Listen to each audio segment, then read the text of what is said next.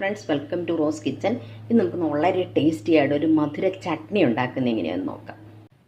Frying pan നന്നായിട്ട് ചൂടായിട്ടുണ്ട്. ഇതിനകത്തേക്ക് നമുക്ക് 2 ടേബിൾ സ്പൂൺ വെളിച്ചെണ്ണ ഒഴിച്ചു കൊടുക്കണം. 6 പിരിയമുളകാണ്.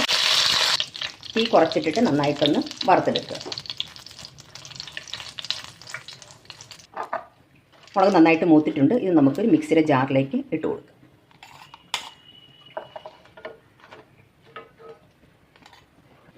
ആ എണ്ണയിലേക്ക് തന്നെ നമുക്ക് ഒരു 15-20 ഉള്ളി, ചെറിയ ഉള്ളിയാണ്. സവോളയാണെങ്കിലും എടുക്കാം, പക്ഷേ ചെറിയ ഉള്ളിയാണെങ്കിൽ ഒന്നുകൂടെ ടേസ്റ്റ് ഉണ്ടായിരിക്കും നമ്മുടെ ചട്നിക്ക്. അതുകൊണ്ടാണ് ചെറിയ ഉള്ളി എടുത്തിരിക്കുന്നത്. ഉള്ളി നന്നായിട്ട് വാടിയിട്ടുണ്ട്. ഇനി നമുക്ക് അതിനകത്തേക്ക് ഒരു ചെറിയ ഉരുള വാളംപുളിയാണ് അത് ചേർത്ത് കൊടുക്കുക. അതുപോലെ ഒരു തണ്ട് കറിവേപ്പിലയും കൂടെ ചേർത്ത് കൊടുക്കുക. എല്ലാം കൂടെ ഒന്നും കൂടെ നന്നായിട്ട് ഇളക്കി കൊടുക്കുക.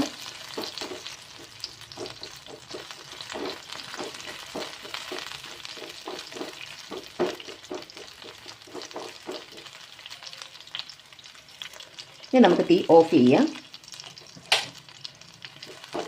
ഇത് നന്നായിട്ട് ആറിയിട്ടുണ്ട്. നമുക്ക് മിക്സിയുടെ ജാറിലേക്ക് ഇട്ട് കൊടുക്കാം.